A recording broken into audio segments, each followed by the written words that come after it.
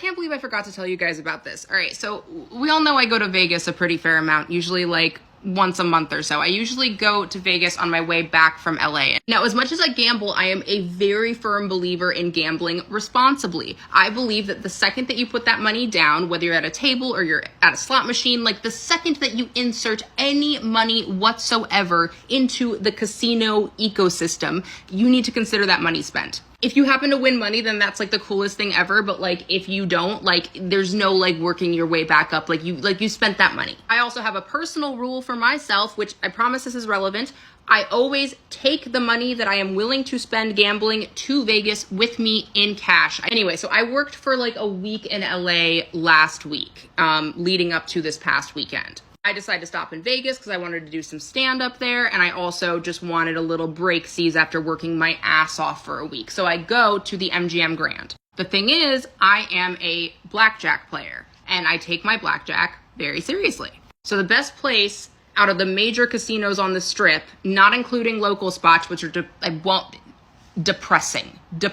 If you want to sit next to someone who is betting their rent, not for me. I want to be in the happy touristville. The best place on the Strip that still has $25 minimum 3 to 2 payout for blackjack is the Mirage. Now, I don't stay at the Mirage because they have a fucking Mormon cricket infestation that is out of this world.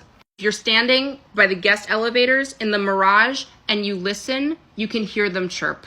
You can hear the crickets chirping at all hours. If you stay in one of those rooms, you will be encountered by the biggest Jiminy fucking cricket you will ever see in your life. I used to stay at the Mirage because they would comp me a suite, and then they got bought by Hard Rock, and now Hard Rock only wants to comp me a Staywell King room, and I'm sorry, but no.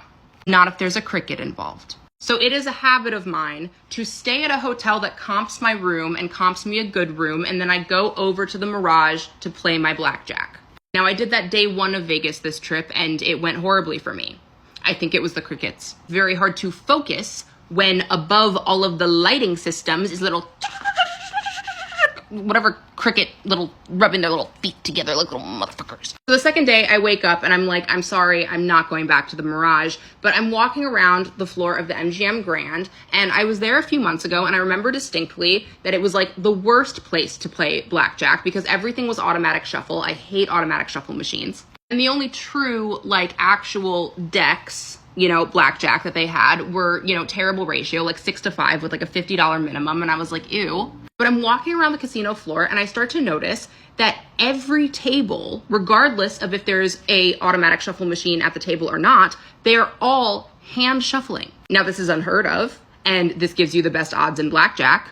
And they were doing a 3 to 2 ratio. So I was like, what the fuck has happened here? And so I sit down, I'm playing. I eventually ask, I'm like, what's with, like, why are we all hand shuffling? I mean, I'm not complaining. This is amazing, but why are we hand shuffling? They say, well, the cards have been on back order for the last 2 months. So every table has to hand shuffle. And this is great for me.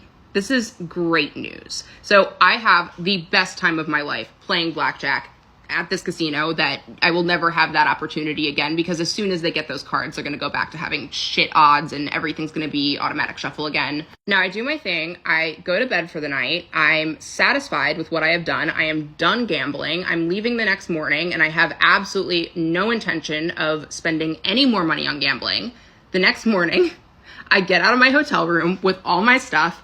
I get to the casino floor for the purpose of leaving the hotel, and I realized that absolute madness has descended on the MGM Grand. People are freaking out. They are screaming at machines. There are people lined up around like one ATM that was allegedly working. Everyone is yelling at each other. All of MGM systems, all of them went down at the same time. Every hotel, every city, like not even just Vegas. Like a lady was screaming like, the Borgata is down. The Borgata is in New Jersey. I have never seen Vegas in such shambles. It was insane. These people were losing their goddamn minds. But the best part was because everything was down, like they couldn't keep track of anything. So like this all happened overnight, and it happened after like I had ordered room service and stuff, and I had no idea because I was just like happy little me in my room. I still haven't gotten any room charges. I still haven't, like nothing has gone through. And it looks like their stuff is up and running again. So like, I don't know what happened. Like, I feel like just like nobody could get charged for anything. But at the same time, no one could collect their winnings. Now, there is this well-known thing among people who frequent Vegas that you either get out right at the perfect time or all hell breaks loose and your life falls apart. Now, this is, in my mind, the absolute perfect example of getting out of Vegas at exactly the right fucking time.